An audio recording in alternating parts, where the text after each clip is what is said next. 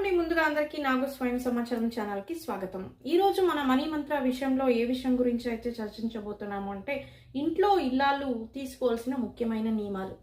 అంటే డబ్బు పట్ల తన దగ్గర డబ్బు రావాలి, నిలవాలి అని చాలామంది హౌస్ వైఫ్స్ అంతే అనుకుంటూ ఉంటారు కదా. కాకపోతే వాళ్ళ దగ్గర వచ్చినా అది ఏదో విధంగా ఖర్చు చేస్తూ ఉంటారు, వృధా ఖర్చులు అయితే చేస్తూ ఉంటారు, ఏదో అక్కర్లేనివన్నింటిని పర్చేస్ చేస్తూ ఉంటారు.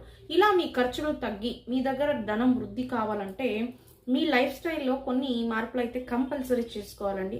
లేదు నేను ఇలానే ఉంటాను అంటే అది లక్ష్మికి కూడా ఇష్టం కాదు. కాబట్టి ఆమె కూడా అలాగే ఉంటుంది, మీ దగ్గరకు వచ్చిన నిలవదు, ఖర్చు అయిపోతూ ఉంటుంది. కాబట్టి మీలో కొంచెం చేంజెస్ అనేది చేసుకోవాలి కంపల్సరీ. ఉదయాన్నే జల్దీ అంటే తొందరగా లేవాలి. తర్వాత మీకు ఇష్టం ఉన్నా లేకపోయినా ఈ యొక్క జనరేషన్కి ఇది కొంచెం ఇబ్బందికరంగా అనిపించినా కూడా ప్రతిరోజు పడుకునే ముందు ఒక 5 నిమిషాల పాటు మీ భర్త యొక్క కాళ్ళని అనేది నొక్కాలన్నమాట. అంటే వాళ్ళకి సేవ చేయాలన్నమాట. ఇది గృహిణి నియమం నేను చెప్తున్నాను ఇక్కడ. ఇది మీకు కొంచెం పాతగా అనిపించినా కూడా ఇది దీంట్లో నిగూఢత అయితే దాగి ఉందండి. ఎందుకంటే డబ్బు మీ దగ్గరికి రావాలంటే ఇలాని చేయాలి కంపల్సరీ. తర్వాత ఇల్లంతా శుభ్రంగా పెట్టుకోవాలి, అది మీకు తెలిసిందే. ఇంట్లో ఉన్న ఈ ప్లాస్టిక్ డబ్బాలు ఇవి వేటికో పనికొస్తాయని వాటిని అన్నింటినీ అలాగే స్టోర్ చేసి ఉంటారు. వాటిని అప్పటికప్పుడు తొలగించేసుకోండి, అంటే పారవేసేయండి లేదా వేస్ట్కి వేసుకొనేసేయండి. ఇక మనం పండుగలకి కూడా గోరింటాకు పెట్టుకోవడం రేర్ అయిపోయింది ఇప్పుడు. ఎప్పుడో పెళ్ళిళ్ళకి మాత్రమే గోరింటాకులు అనేది పెట్టుకుంటూ ఉంటారు గృహిణీలు. అలా కాకుండా ప్రతి పండగకు మీరు గోరింటాకు అనేది పెట్టుకుంటే అది లక్ష్మికి చాలా ఇష్టం అన్నమాట.